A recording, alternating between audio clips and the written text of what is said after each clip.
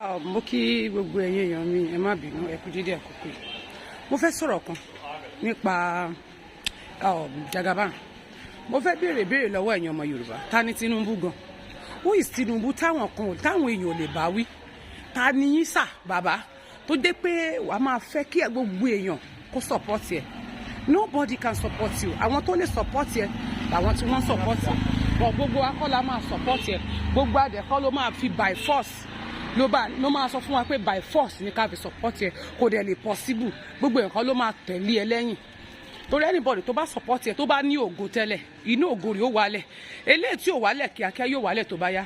Ṣé àwọn tó ń ṣe Yorùbá nation tó sì ń pariwo pé kẹ́ ẹ support wọn àbáwọn tó ń support wọn lábẹ́lẹ̀ tí wọ́n ti fún ní nǹkan tó ń pretend láti máa fi ṣe Yorùbá pọ́n mọ̀ tàn yín. Ṣé rí ìgbà tí gbàgbọ́sì ò bá dé lórí yín gbogbo tẹ́ fi ọwọ́ yín gbà ló máa dàrú lójú ayé yín. Gbogbo ẹ̀yin tẹ́ lẹ́ ń support Tinubu pẹ̀lú pé mo títọ́ but àti sọ títọ́ yẹn ìṣòro ló jẹ́ fún yín. Ẹ máa rí ṣòro and then kíní kan fídíò kan wọ́n post ẹ̀ lẹ́nu. Ẹ dákun ta ni Tinubu tó máa sọ fáwọn èèyàn kan wípé kán mọ̀ dárúkọ èèyàn kan lórí níwájú ẹ̀ àrífín ńlá ni kí wọ́n máa dárúkọ Funke Akindele. So Funke Akindele kì í ṣèyàn. Funke Akindele kì í ṣẹni tí wọ́n lè dárúkọ àbí aládògò mọ olóògbàbògò abológòbògò jẹ́ nìyí. Ààrẹ ẹnìyẹn ẹ̀yin kan wá ń sọ fún wa pé wọ́n ń sọ̀rọ̀ nípa Tinubu ọmọ àlè ní kinní kan kí ló dé tí Tinubu ò fi Funke Akindele lẹ̀? Ṣé Funke Akindele kì í ṣe youth? Ọmọ kékeré ni Funke Akindele, ọmọ kékeré ẹlẹ́jẹ̀ tútù tó wúlò tó dẹ̀ ran àwọn èèyàn lọ́wọ́. Àwọn tí Funke Akindele ràn lọ́wọ́ ẹ̀ lè rí wọn lórí social media àbí tí wọ́n bá fẹnu ara wọn sọ. But Tinubu àwọn agbèrò àwọn ọmọ ta ló máa ràn lọ́wọ́. Àwọn tó jẹ́ pé yóò mú nínú àwọn ògo wọn nìkan ló máa rí lò. Àwọn tí ò bá ti lè lò tí ò ti lè rógo wọn lò létà kò lè rí wọn mú.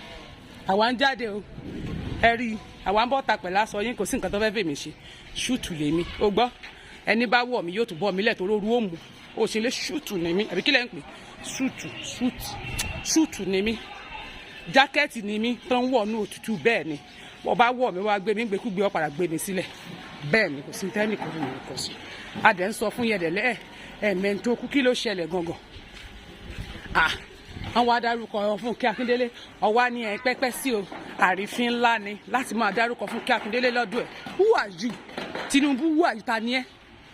Àwọn bàbá tó bá dàgbà tí ò bá ti dàgbà tí ò dánú àgbàlagbà tí ò bá ti fi rẹ̀ sípò àgbà ọmọ àwọn lẹ̀ nísìnyí bó ṣe wọ́ Funke Akindele lẹ̀ yẹn tọmọ yẹn wá jáde kẹ́ni yẹn wá máa padà wọ̀ fún ẹ. Èmi ò ṣòṣèlú mi ò campaign fún olóṣèlú o mi ò campaign fún politics àbí anybody but I'm just telling you this pé ẹfẹ ni ẹni tó bá ń ṣe lẹ̀ ẹnikẹ́ni tó bá ń campaign tiẹ̀ ológo rẹ̀ lónìí n tó wù tó fẹ́ lò ó fẹ́ lò ní ẹ jẹ́ kó lò. Àlọ́ lórí burúkú nìyí olórí burúkú ẹ̀ fọ́ gbá mi. So ẹ jẹ́ ká ronú Yorùbá ẹ ronú ara yín wò láti so. Ọlọ́kàn ní Funke Akindele àmì níwájú kọ́wọ́ olú Èkó. Ọlọ́kàn ní Funke Akindele níwájú kọ́wọ́ ìlú Èkó. Ẹ má bẹ̀ wọ́rí láti dárúkọ rẹ̀ mọ́.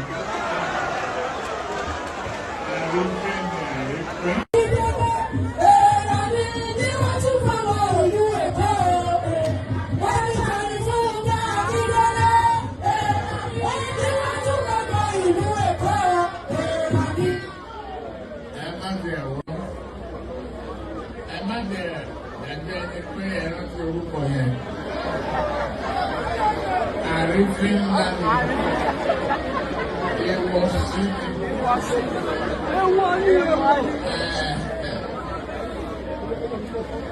Adìẹ fẹ́ wọlé ó ń bẹ̀rẹ̀ ìgbà mélòó ló ní tẹ́lẹ̀. Ọlọ́kàn ní Funke Akindele àmì níwájú kọ́wọ́ olú Èkó. Ọlọ́kàn ní Funke Akindele níwájú kọ́wọ́ ìlú Èkó. Ẹ má bẹ̀ wọ́rí láti dárúkọ rẹ̀ mọ́. Torí ènìyàn dúró, torí ayé ti gbòdú, Republic á dúró, òmìnira adé.